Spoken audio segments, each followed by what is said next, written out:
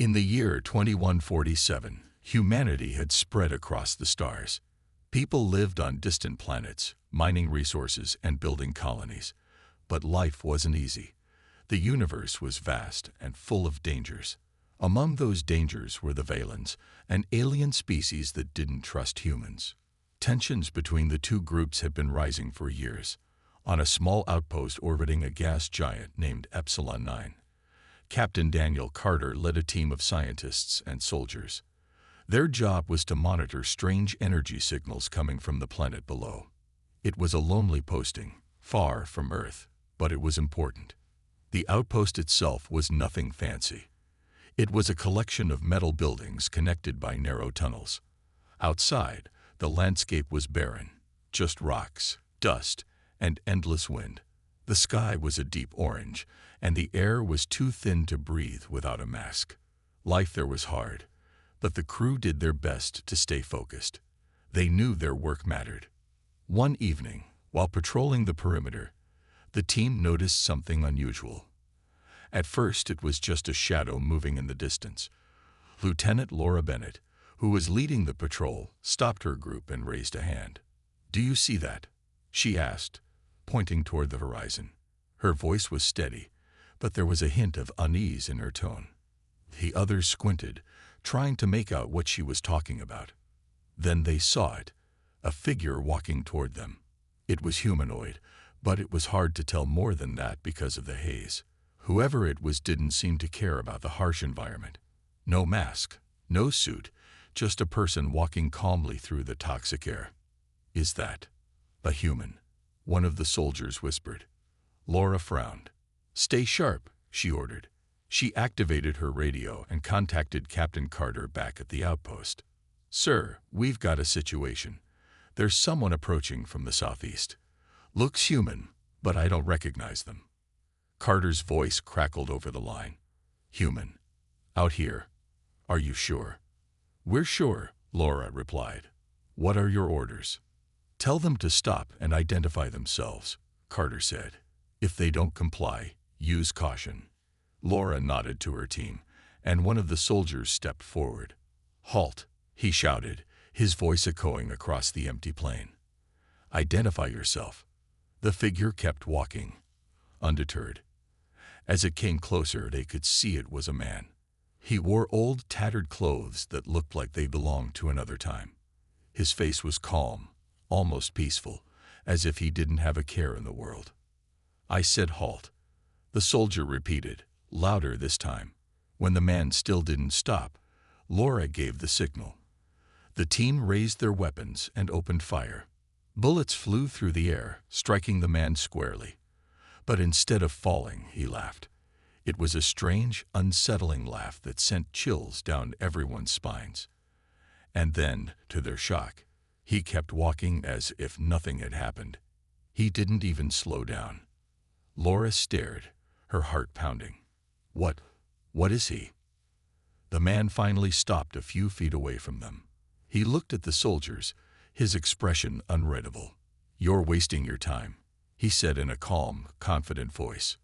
Then, with a slight smile, he added, "I'm Ethan Cole, and I'm here because you need me." The soldiers didn't know what to do. Ethan Cole stood there, completely unharmed despite the bullets that should have torn through him. His calm demeanor only made the situation more unsettling. Laura tightened her grip on her weapon, her mind racing. She glanced at her team, but they were just as frozen as she was. No one had ever seen anything like this before. "Who are you?" Laura finally managed to ask, her voice firm but laced with tension. Ethan smiled faintly, as if he found the question amusing. "I told you. I'm Ethan Cole, and I'm here because you need me." He paused, his gaze sweeping over the group. "But I suppose introductions can wait until we're inside." Laura's jaw tightened. "You're not going anywhere until you explain yourself." Ethan tilted his head slightly, studying her.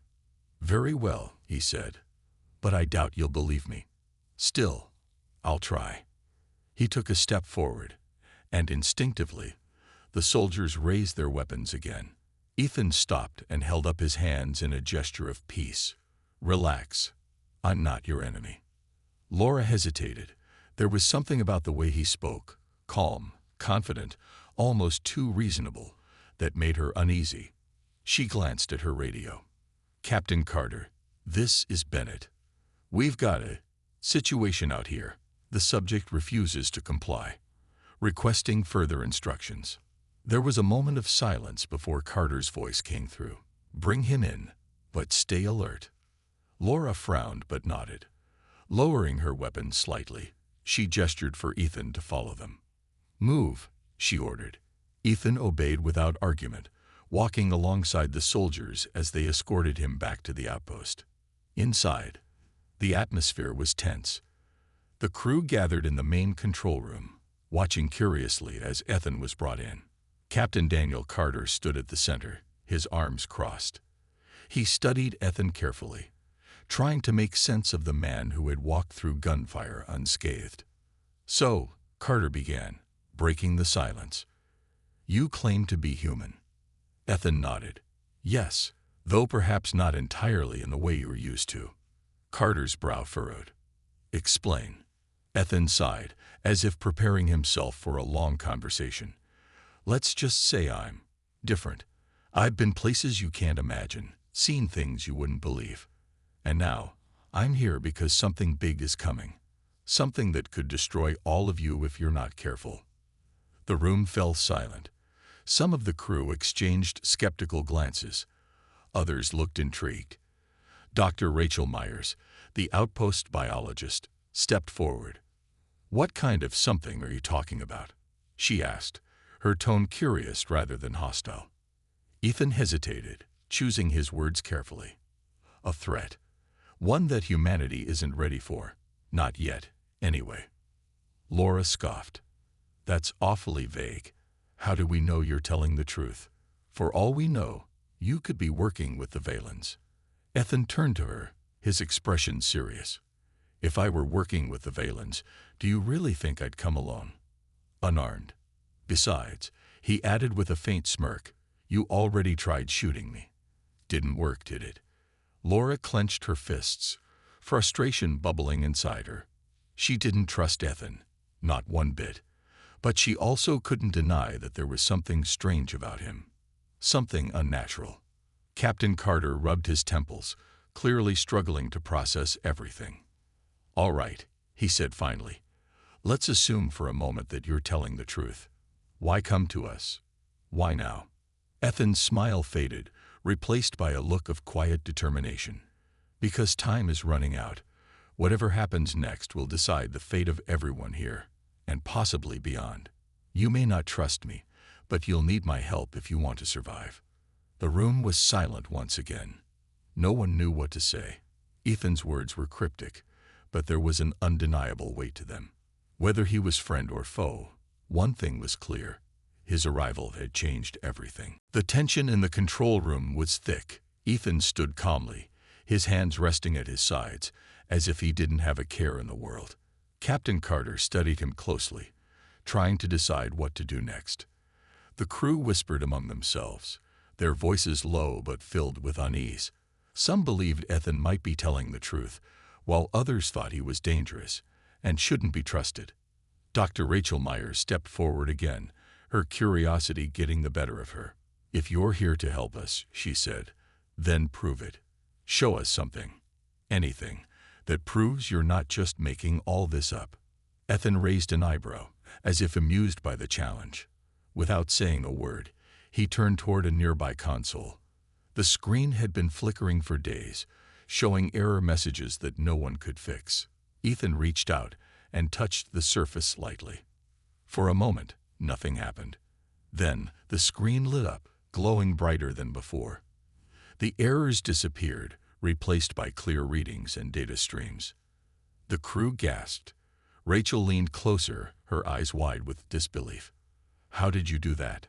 she asked. Ethan shrugged. "It's not important how.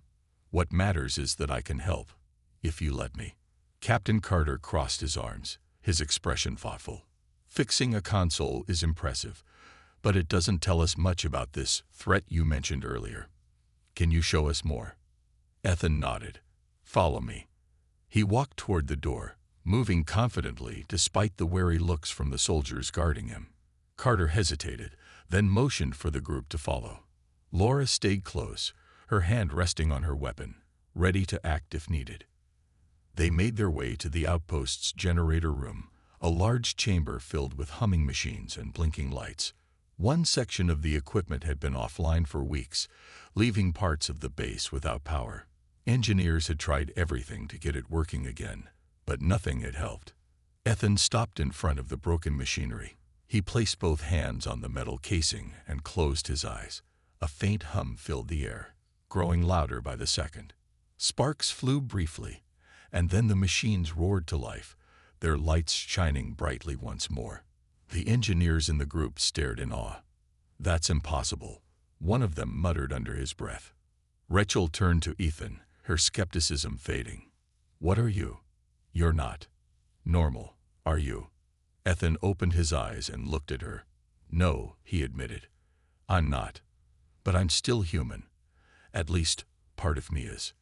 Before anyone could ask more questions, alarms blared throughout the outpost. Red warning lights flashed overhead, and a robotic voice announced, "Unauthorized access detected. Perimeter breach in progress." Laura immediately drew her weapon. "This has to be your doing," she accused, pointing her gun at Ethan. "You led them here, didn't you?" Ethan shook his head. "No, but they found us faster than I expected. Listen to me. If we don't act quickly, none of us will make it out alive." Carter stepped between Laura and Ethan, raising a hand to calm the situation. "Hold your fire," he ordered. Turning to Ethan, he demanded, "Who's attacking us? And why?" "The Valens," Ethan replied grimly. "They've been watching this outpost for days. They must have seen my arrival and decided to strike." Laura glared at him. "Convenient timing, isn't it?" Ethan ignored her, focusing on Carter instead. "You need to trust me.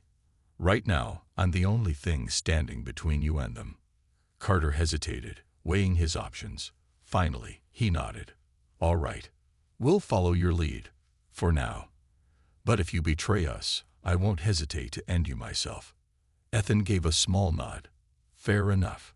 The group hurried back to the control room, where monitors showed swarms of Valen drones approaching the outpost. Their sleek, insect-like shapes moved swiftly across the barren landscape, weapons charging as they closed in. Fear spread through the crew, but Ethan remained calm. "We can hold them off," he said, "but we'll need to work together." As the first shots rang out in the distance, the crew prepared for battle. Despite their doubts, they knew one thing for certain. Whether Ethan was friend or foe, they couldn't face this attack alone. The Valen drones descended upon the outpost like a swarm of angry insects. Their metallic bodies glinted in the dim orange light of Epsilon 9 sky, and their weapons hummed with energy as they prepared to strike. Back inside the control room, Captain Carter barked orders, trying to organize a defense. The crew scrambled to their positions, arming themselves and sealing off sections of the outpost. Despite the chaos, Ethan remained eerily calm, watching the monitors with a focused expression. Laura kept her weapon trained on him, unwilling to let her guard down. "How do we know this isn't your plan?" she snapped. "You show up out of nowhere, and now we're under attack. That's too much of a coincidence." Ethan didn't look at her. His eyes stayed fixed on the screens showing the advancing drones. "If I wanted you dead, I wouldn't have bothered fixing your generator or warning you about the attack. You'd already be gone." Before Laura could respond, Carter interrupted. "Enough. We don't have time for this. Ethan, if you're really here to help, then tell us what to do." Ethan nodded, stepping closer to the monitors. "The Valens are predictable. They'll focus on the outer defenses first, trying to weaken us before they breach the walls. We need to hold them off long enough to activate the EMP pulse in the East Wing. It's old and unstable, but it should disable their drones, if we can get it working." Rachel spoke up, her voice steady despite the tension. "The EMP hasn't been operational in years. Even if we can reactivate it, there's no guarantee it'll work." It will, Ethan said firmly. I'll make sure of it. But I'll need someone to cover me while I'm in the East Wing. The Valens won't let me get there without a fight. Carter glanced at his team, then made a quick decision. Lieutenant Bennett, take a squad and protect Ethan. Dr. Myers, stay here and coordinate our defenses. Everyone else, man your posts. Laura gritted her teeth but obeyed, motioning for 2 soldiers to follow her and Ethan. As they moved through the narrow tunnels connecting the outpost buildings, the sound of explosions grew louder. The walls shook with each impact, and dust rained down from the ceiling. Laura kept her weapon raised, scanning every corner for threats. When they reached the East Wing, Ethan immediately went to work on the EMP controls. He opened panels and touched wires, his movements precise and deliberate. The machine sputtered to life, its lights flickering weakly. Almost there, he muttered. Outside, the battle raged on. The Valens had breached the outer walls, and their drones poured into the compound. Gunfire echoed through the halls, and the screams of wounded soldiers filled the air. Laura and her team fought fiercely, holding back the attackers as Ethan worked. Why are you doing this? Laura asked suddenly, her voice sharp. You've got all these powers, all this knowledge. Why risk yourself for people you don't even know? Ethan paused, his hands hovering over the controls. For the first time since his arrival, he looked uncertain. Because I've seen what happens when humanity fails, he said quietly. I've seen worlds burn, civilizations crumble. I don't want that future for you. Laura frowned, unsure how to respond. Before she could say anything, Ethan turned back to the EMP. It's ready, he announced. Get everyone clear. This is going to be big. As Ethan activated the device, a surge of energy rippled outward, engulfing the outpost and the surrounding area. The Valen drones froze midair, their systems overloaded.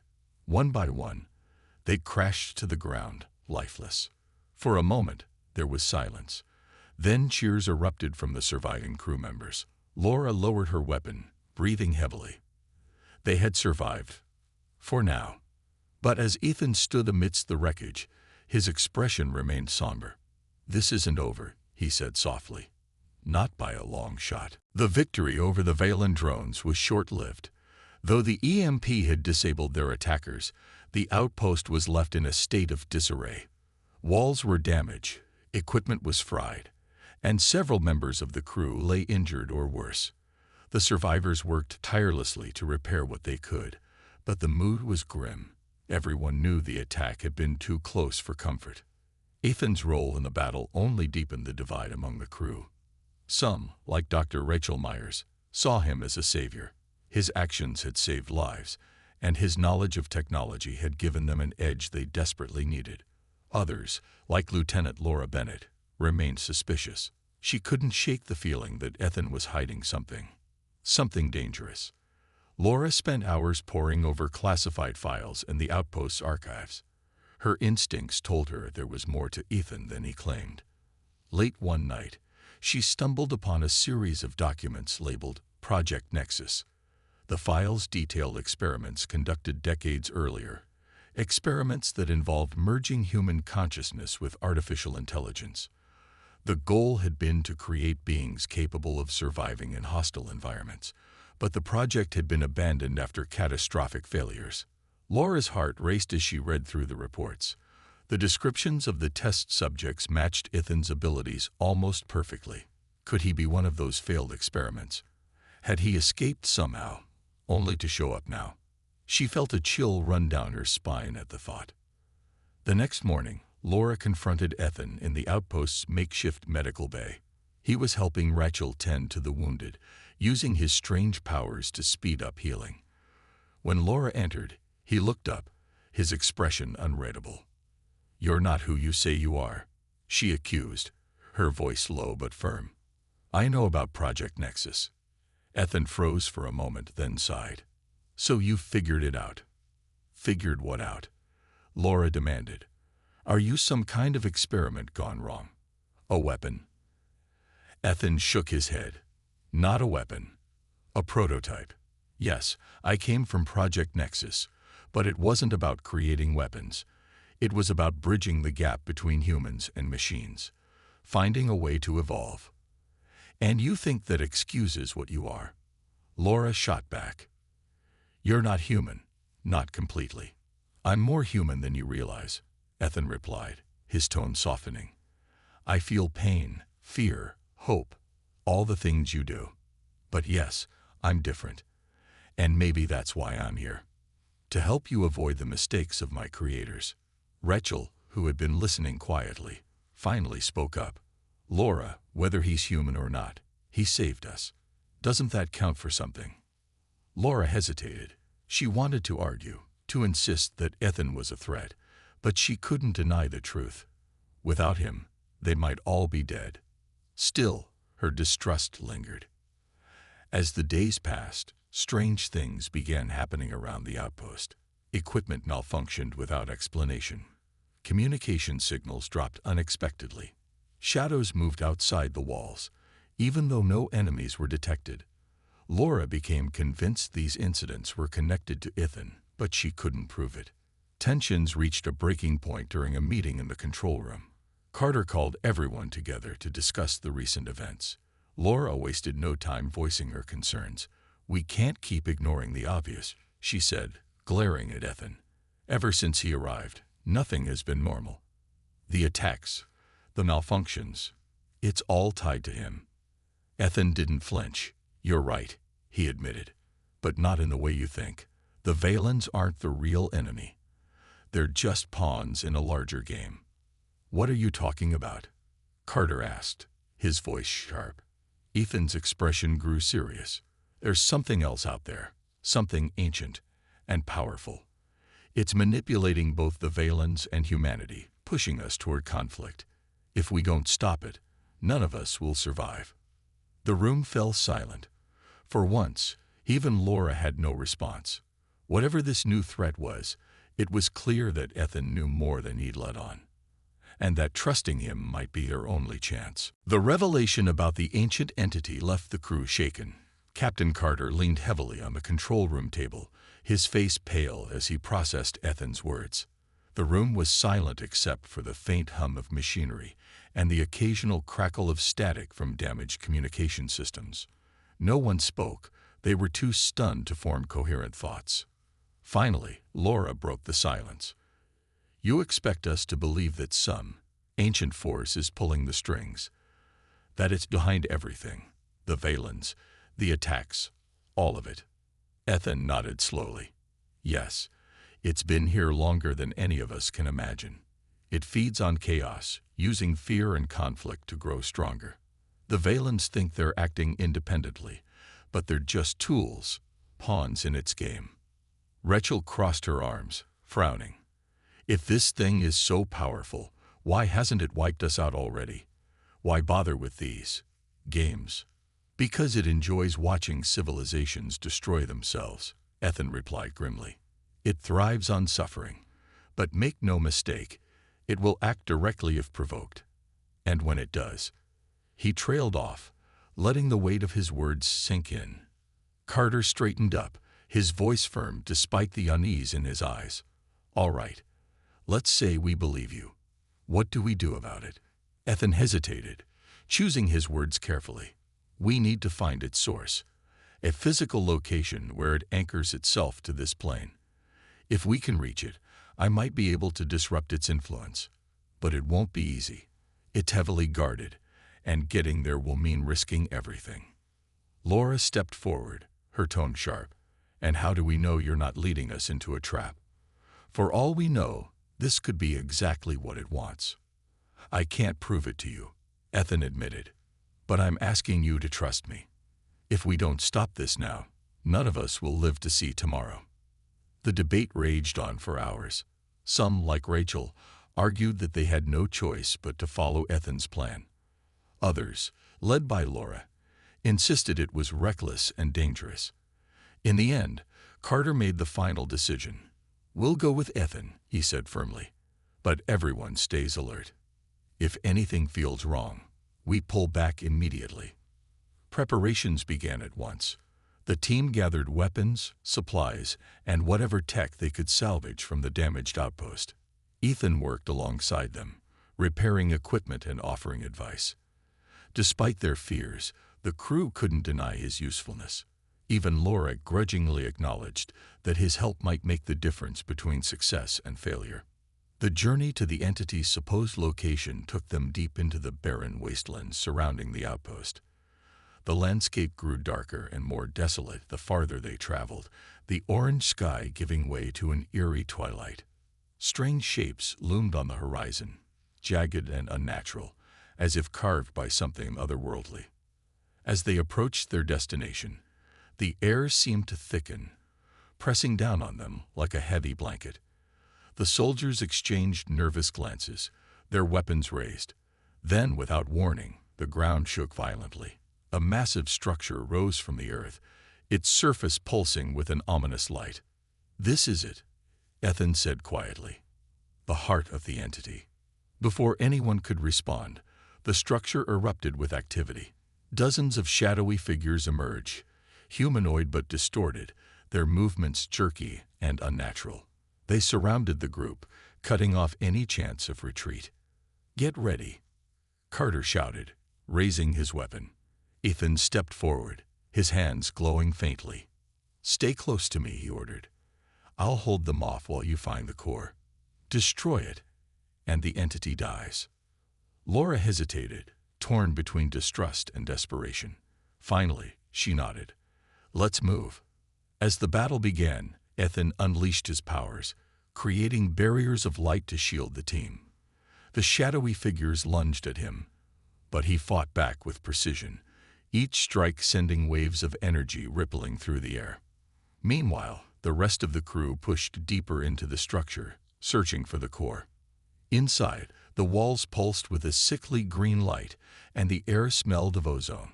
Rachel spotted a large crystalline object at the center of the chamber. "That's it," she called out. But as they approached, the entity's voice echoed around them, cold and mocking. "You cannot stop what is inevitable." The blinding flash of light engulfed the chamber, forcing everyone to shield their eyes. When the brightness faded, the crystalline core at the center of the room was cracked and smoking. The pulsing green light dimmed, replaced by a faint, flickering glow. The oppressive weight in the air seemed to lift slightly, as if the entity's grip on the area had weakened. "It worked," Rachel whispered, her voice trembling with relief. "We did it." But before anyone could celebrate, the ground shook violently again. The walls of the structure groaned, threatening to collapse. Captain Carter grabbed his radio, shouting orders. "Everyone, fall back. Get out of here now." The team didn't need to be told twice. They turned and ran, dodging falling debris as they retraced their steps through the twisted corridors. Outside, Ethan still fought against the shadowy figures, his body glowing brighter than ever. His movements were slower now, his energy clearly drained, but he refused to give up. "Ethan," Carter called out, waving for him to join them. "We've done it. Let's go." Ethan glanced toward the group, then back at the shadows. For a moment, it looked like he might stay behind, determined to finish the fight. But finally, he nodded and sprinted toward them, creating one last barrier of light to hold the creatures back. As they regrouped, the structure began to crumble completely. Massive chunks of rock and metal fell from above, crushing everything in their path. The crew ran as fast as they could, putting as much distance between themselves and the collapsing building as possible. Behind them, the entity let out a final, ear-splitting scream, a sound so loud it made their ears ring. Then, with a deafening roar, the entire structure collapsed into a heap of rubble. When the dust settled, the crew stood panting, staring at the ruins. No one spoke for several moments. The oppressive atmosphere that had hung over the area was gone, replaced by an eerie silence. For the first time in days, they felt free. Rachel broke the quiet. "Do you think it's really over?" Ethan shook his head, his expression grim. "Not entirely. We've weakened it, but it's not destroyed. Not yet. Laura frowned, stepping closer to him. What do you mean? You said destroying the core would kill it. I said it might. Ethan corrected. The entity is ancient. It doesn't die easily. What we did was buy ourselves time. But it will come back, stronger and angrier than before. The weight of his words hit the group hard. They had risked everything, fought desperately, and barely survived. And now, they were being told it wasn't enough. Captain Carter sighed, running a hand through his hair. Then what do we do next? Ethan looked at each of them, his gaze steady. We prepare. Strengthen your defenses, gather more allies, and find a way to strike back before it recovers. This isn't just about you anymore. It's about every human and Valen out there. If we don't stop it, none of us will survive. His tone left no room for argument. Despite Laura's lingering doubts, she knew he was right. Whatever this entity was, it wasn't just a threat to the outpost. It was a danger to the entire galaxy. As the group began making their way back to the outpost, Ethan walked alongside them, his steps slower than before. Rachel noticed how pale he looked, how tired. She slowed her pace to match his. Are you okay? She asked quietly. Ethan managed a small smile, though it didn't reach his eyes. I'll be fine. Just need some rest. Rachel studied him for a moment longer, then nodded. Thank you, she said simply, for everything. Ethan didn't respond, but the faintest hint of gratitude flickered in his expression. By the time they reached the outpost, night had fallen. The orange sky was darker than usual, dotted with stars that seemed unusually bright. As the crew dispersed to tend to their wounds and repair the damage, Ethan stood alone on the edge of the compound, gazing out at the horizon. He knew the battle ahead wouldn't be easy. But for now, they had won. And sometimes, that was enough. The days that followed were tense but quieter. The outpost was still damaged, but the crew worked tirelessly to repair it. They patched walls, fixed broken equipment, and tried to restore some sense of normalcy. Yet beneath the surface, unease lingered. Everyone knew the victory over the entity had been temporary at best. Ethan's warning about its return weighed heavily on their minds. Ethan himself seemed distant. He spent most of his time alone, either helping with repairs or sitting quietly in a corner of the control room. His energy reserves appeared drained, and his movements were slower than before. Dr. Rachel Myers noticed how pale he looked and urged him to rest, but Ethan refused. There's too much to do, he said simply. We don't have time for me to recover. Laura, however, wasn't convinced. Her distrust of Ethan hadn't faded, even after everything he'd done. She kept a close eye on him, watching for any sign of deception. One evening, as the crew gathered in the mess hall for a rare moment of downtime, Laura approached him directly. Why are you really here? She demanded, her voice low but sharp. You've helped us, sure, but there's something you're not telling us. What is it? Ethan looked up from the data pad he'd been studying, his expression unreadable. I've told you everything you need to know. No, you haven't, Laura shot back. You talk about this ancient force like it's unstoppable, but you won't explain why you're so important. Why can't anyone else fight it except you? Ethan hesitated, then sighed. Because I'm part of it. The words hung in the air, shocking everyone within earshot. Rachel froze mid-step, her tray of food forgotten. Captain Carter, who had been speaking with another officer, turned sharply toward them. What do you mean, part of it? Carter asked, his tone firm. Ethan leaned back in his chair, his gaze steady but tinged with sadness. When I said I came from Project Nexus, I wasn't lying. But what I didn't tell you is that the project wasn't just about merging humans with machines. It was also an attempt to understand the entity, to use its power without falling under its control. Rachel stepped closer, her voice soft but urgent. Are you saying the entity influenced Project Nexus? That it's connected to you somehow? Yes, Ethan admitted. It saw potential in humanity, potential to evolve, to become something greater. But it also saw weakness, The experiments were meant to bridge that gap, to create beings capable of resisting its influence while harnessing its strength. I was the first success, and the last. Laura frowned, shaking her head. So you're saying you're tied to it? Like literally? In a way, Ethan replied. I carry fragments of its power inside me. That's how I can do the things I do. But it's also why I can never truly escape it. If I stop fighting, if I lose focus, the entity could take control of me completely. The room fell silent. The weight of Ethan's admission settled over the group like a heavy fog. For all his abilities, he wasn't invincible. He was as vulnerable as anyone else, perhaps more so. Captain Carter broke the silence, his voice calm, resolute. Then we'll help you. Whatever you need, whatever it takes, we'll stand by you. Ethan looked at him, surprise flickering in his eyes. You don't have to do that. Yes, we do, Carter replied firmly. This isn't just your fight anymore. It's ours too. For the first time since his arrival, Ethan allowed himself a small, genuine smile. Thank you. But Laura wasn't satisfied. As the others began discussing plans for strengthening their defenses, she pulled Carter aside. Sir, are you sure about this? Trusting him completely could be a mistake. What if he's wrong? What if the entity already controls him? Carter studied her for a moment, his expression thoughtful. I don't trust him blindly, Lieutenant, but I believe he's given us no reason to doubt him. And right now, he's our best chance at survival. Laura clenched her jaw, but nodded reluctantly.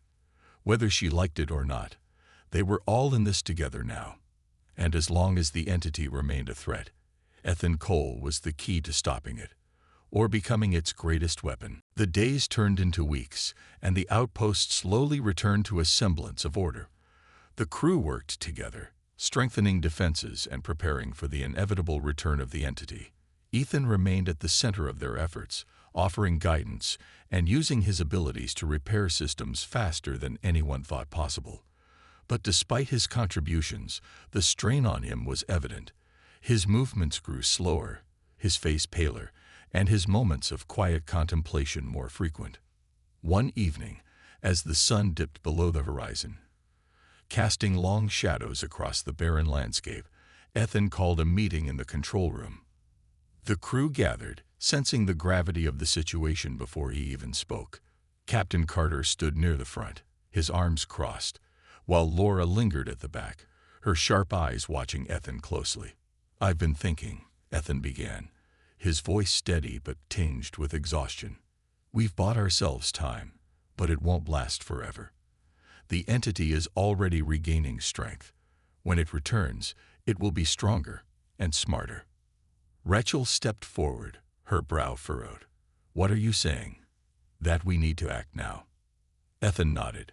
Yes, there's a way to stop it permanently, but it's dangerous. I can confront it directly, channel its energy back into itself. If I do it right, I can destroy it. But it will cost me everything. The room fell silent. The weight of his words hung heavily in the air.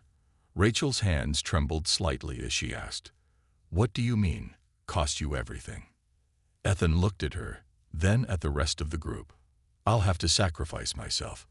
My body, my consciousness, it will all be consumed in the process. No, Laura said immediately, stepping forward. Her voice was firm, though there was a flicker of unease in her eyes. You're not doing this alone. We don't even know if your plan will work. It has to, Ethan replied calmly. If we wait any longer, it'll be too late. The entity will overwhelm us, and there won't be another chance. Captain Carter rubbed his temples, clearly struggling with the decision. Is there no other way? Some alternative that doesn't involve losing you? Ethan shook his head. This is the only way. Trust me, I've thought about every possibility. This is our best shot. Laura clenched her fists, frustration bubbling inside her. And what happens if you fail? What happens to us if you die and the entity survives? I won't fail, Ethan said simply, his tone leaving no room for argument. But if I do, You'll need to evacuate. Find somewhere safe, somewhere far from here. The Valens might help. They've suffered under the entity's influence, too. The mention of the Valens sparked murmurs among the crew. Despite years of conflict, the idea of seeking refuge with their former enemies felt surreal. Yet, no one argued. They knew the stakes were higher than pride or grudges. As the meeting ended, Rachel approached Ethan privately. "Are you sure about this?" she asked softly, her voice filled with concern. "There has to be another way." "There isn't," Ethan replied, his expression softening. "But thank you for caring. It means more than you realize." Later that night, Laura found herself unable to sleep. She wandered through the dimly lit corridors until she reached the outpost observation deck. To her surprise, Ethan was already there, staring out at the dark expanse of Epsilon 9's sky. "You really think this is the only way?" she asked, breaking the silence. Ethan turned to her, his gaze steady. "Yes, and I'm sorry for everything. For lying to you, for putting you in danger. I never wanted any of this." Laura hesitated, then sighed. "I still don't trust you completely, but I believe you want to help us." She paused, looking away. "Just promise me one thing." "What's that?" Ethan asked. "Make sure it works," she said firmly. "Don't let us down." Ethan gave her a small, tired smile. "I won't." As they stood side by side, the vastness of space stretched out before them, a reminder of how small they were compared to the forces arrayed against them. But even in the face of overwhelming odds, they had one thing left: hope. And sometimes, hope was enough to light the way forward. The final mission began at dawn, the sky painted in shades of orange and red, as the crew prepared to face the entity one last time. Ethan stood at the center of the group, his posture calm but resolute. Around him, the soldiers checked their weapons, while Rachel and other scientists double-checked the equipment they would need to monitor the confrontation. Captain Carter gave a short speech, his voice steady despite the tension in the air. "We've been through a lot together," he said. "And today, we finish this. No matter what happens, I'm proud to stand with all of you." Ethan nodded in acknowledgement, then turned to lead the way. The journey took them back to the ruins of the structure where they had first confronted the entity. The ground still bore scars from the earlier battle, jagged rocks and crumbled debris littering the landscape. As they approached, an unnatural chill settled over the area, and the air grew heavy, pressing down on them like a suffocating weight. "This is it," Ethan said quietly. "Stay close, but don't interfere unless absolutely necessary." Rachel hesitated, clutching her scanner tightly. "Be careful," she whispered, her voice trembling. Ethan gave her a small, reassuring smile. "I will." As the others took up defensive positions nearby, Ethan stepped forward into the heart of the ruins. He closed his eyes, focusing deeply. A faint glow began to emanate from his body, growing brighter with each passing second. The ruins responded, trembling as if waking from slumber. From the ground rose tendrils of dark energy, twisting and writhing like living shadows. The entity's presence filled the air, cold and malevolent. "You cannot win," a voice echoed, deep and resonant, seeming to come from everywhere and nowhere at once. "You are mine." Ethan opened his eyes, now glowing with an intense light. "Not anymore," he replied, his voice steady. With a surge of power, he unleashed a wave of energy that pushed back the tendrils, forcing the entity to reveal itself. It materialized before him, a towering figure of shifting darkness, its form constantly changing, impossible to fully comprehend. The battle was fierce.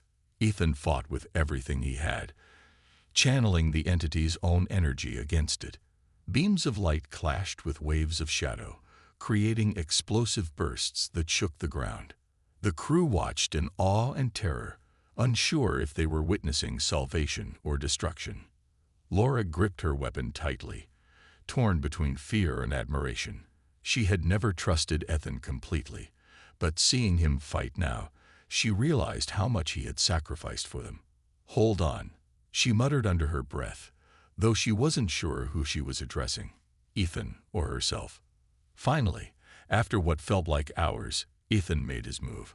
He raised his hands high, drawing every ounce of energy he could muster.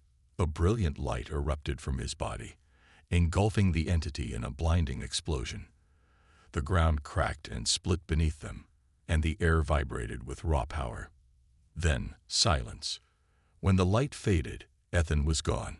All that remained was a faint hum in the air, a reminder of what had transpired. The oppressive weight lifted, replaced by an eerie calm. Back at the outpost, the crew gathered in stunned silence. They had survived, but the cost weighed heavily on them. Rachel wiped away tears, while Laura stared out at the horizon, her thoughts unreadable. Captain Carter spoke finally, his voice soft but firm. "He saved us, and we'll honor his sacrifice by making sure it wasn't in vain."